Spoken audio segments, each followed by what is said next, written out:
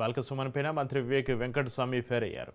ఇలాంటి గుండెగిరి రాష్ట్రంలో ఎక్కడ లేదన్నారు. ఓడిపోయిన ఫ్రస్ట్రేషన్తోనే బాల్క సుమన్ తమ కాన్వైపైన దాడులకు పాల్పడ్డారని మంత్రి అన్నారు. బీఆర్ఎస్ హయాంలోనే ప్రజాస్వామ్యం కూని అయింది.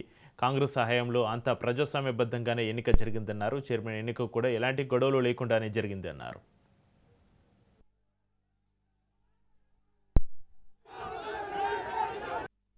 ఈ ఎలక్షన్స్ పార్టిసిపేట్ చేయడానికి మేము కార్లో వెళ్తాం. పోలీస్ బ్యారికేడింగ్ దగ్గర మేము వెళ్ళినప్పుడు బాల్క సుమన్ ఒక 5 సంవత్సరాలు మెంబర్ ఆఫ్ పార్లమెంట్, ఒక 5 సంవత్సరాలు ఎమ్మెల్యేగా ఉండి ఆయన ఎందుకు మా మీద దాడి చేసి అర్థం కాదు.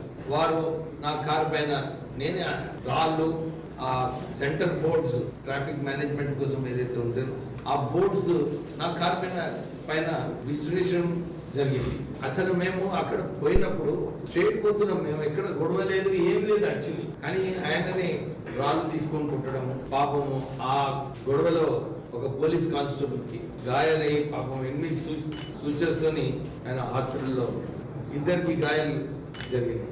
ఆయననేమో వారం రోజుల నుంచి అన్ని చోట్ల చెప్తున్నాడు ప్రజాస్వామ్యం కూని అయింది, ప్రజాస్వామ్యం కూని అయిందని. నేను వారికి ఒకటే ప్రశ్న ఉన్నది, మీరు ఈసారి మున్సిపల్ ఎలక్షన్స్ మన చెన్నూరులో, కైతాన్పల్లిలో ఎలక్షన్స్ జరిగాయి, ఎవరైనా కంప్లైంట్ చేసిండ్రా మాకు ఫోర్సబుల్లీ విత్డ్రా చేపిస్తున్నాడు?